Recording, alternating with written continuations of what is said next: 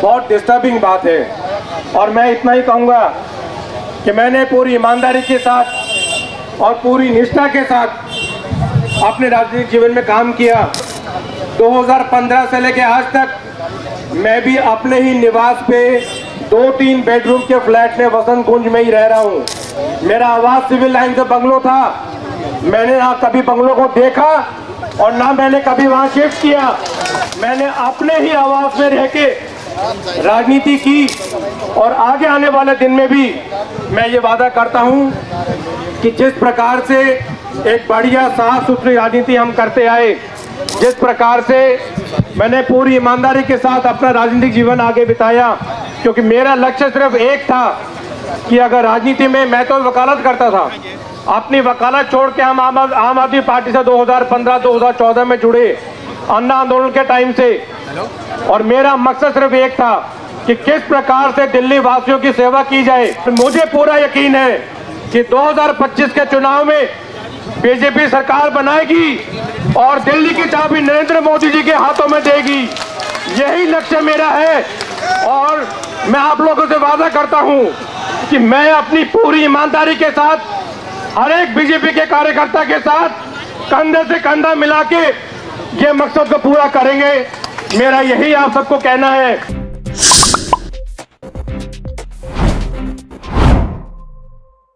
बहुत डिस्टर्बिंग बात है और मैं इतना ही कहूँगा कि मैंने पूरी ईमानदारी के साथ और पूरी निष्ठा के साथ अपने राजनीतिक जीवन में काम किया। 2015 से लेकर आज तक मैं भी अपने ही निवास पे 2-3 बेडरूम के फ्लैट में वसंत कुंज में ही रह रहा हूँ। मेरा आवास सिविल लाइन से बंगलो था। मैंने ना कभी बंगलों को देखा और ना मैंने कभी वहाँ शिफ्ट किया।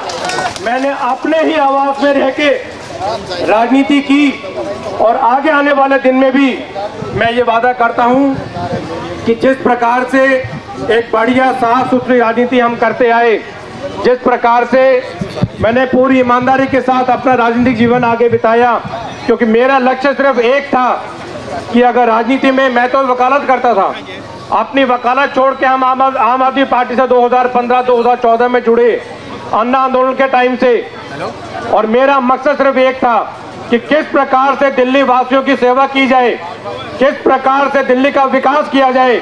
और मुझे पूरा यकीन है कि 2025 के चुनाव में बीजेपी सरकार बनाएगी और दिल्ली की चाबी नरेंद्र मोदी जी के हाथों में देगी।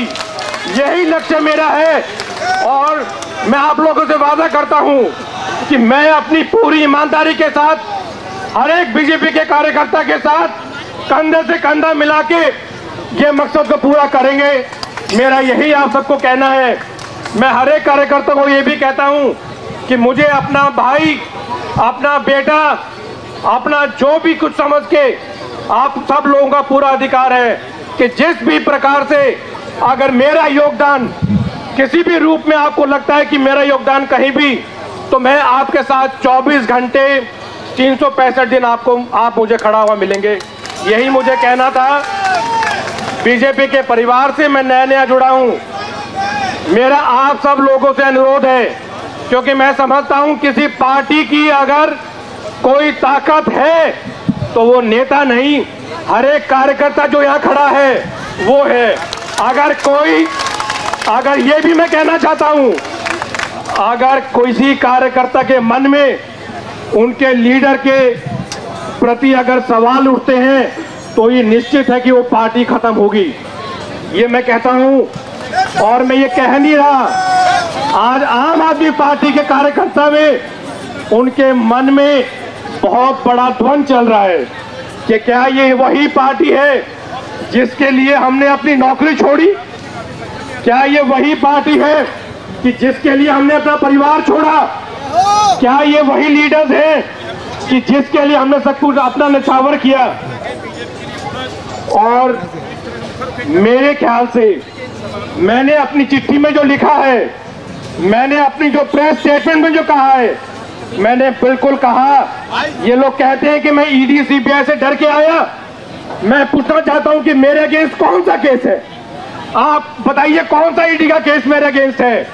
मैं हर एक पार्टी, आम आदमी पार्टी के लीडर से वो चिल्ला चिल्ला के कह रहे हैं प्रेस स्टेटमेंट में मैं उनसे पूछना चाहता हूं, मैं उनको चैलेंज करता हूं, वो आके बताएं कि सीबीआई में मेरा कौन सा केस है, वो बताएं कि इनकम टैक्स में कौन सा केस है, वो बताएं कि ईडी के पास जब जब ईडी ने मुझे बुलाया तब तब मैं गया और पूरा कोऑपरेट किया।